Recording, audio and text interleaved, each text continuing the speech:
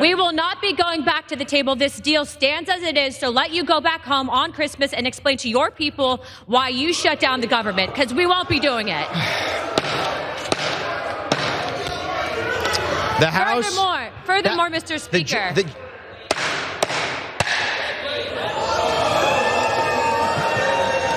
The House will be in order. The House will be in order. Okay, that was Representative Anna Paulina Luna throwing down the gauntlet. We're not going back to the bargaining table.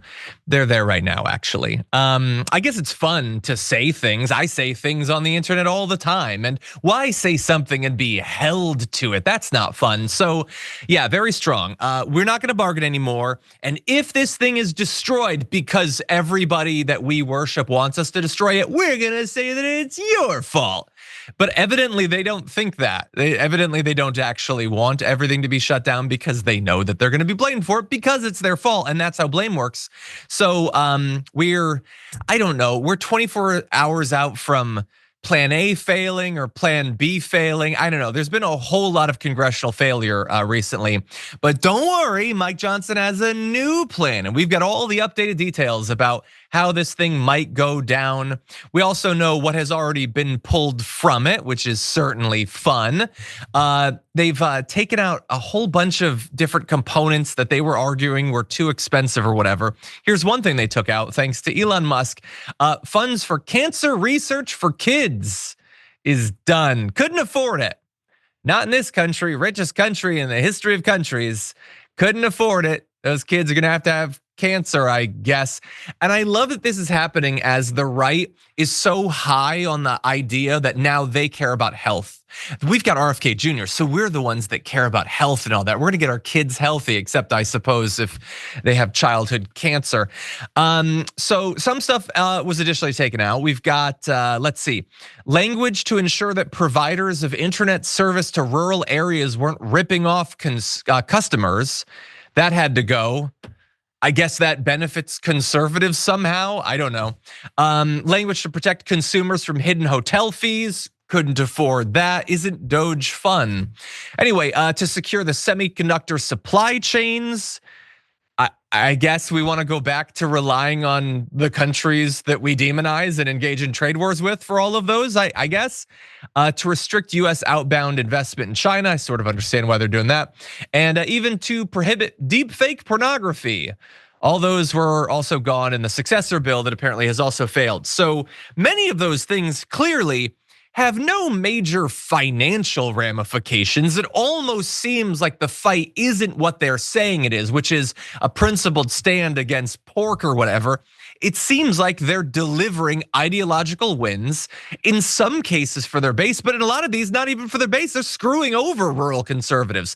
They're just giving back to their donors as they always do. And so this time is crazy in kind of a unique way. And I guess the degree to which this is all chaotic certainly seems unique, but a lot of the actual fights on like a granular level that are going on just kind of seem like the way things have always worked. Brett, we're gonna get to the plan going forward, but what do you make of the fights that we've seen thus far in the attempt to get this CR passed? There is no one knows what is actually each side's position right now. And that is all the trappings of a party realignment. And it's not crazy and it's not out of the ordinary for like a party's agenda, specifically the Republican Party's agenda, to be odds with itself. The easiest version of that is, well, they have a bunch of poor constituents, but all their policies cater to super duper rich people. They just need stuff to tell the poor people to keep them happy and feeling like the Republicans are fighting for them. And right now, the reason that Trump has been able to get that much power is it's just been so long that dynamic's at play, that people are getting disillusioned. A lot of people checked out. And now it really is about being in a cult of personality. No one really knows what like the through line of Trump's ethos is. They don't know the through line of Elon Musk's ethos. They don't know really, the only people they really kind of understand just by having that much experience with them is like the basic down the center or down the middle Republicans. who are like old school, who are like, we don't want debt limit increases. We love the Lord, and we should pay lower taxes.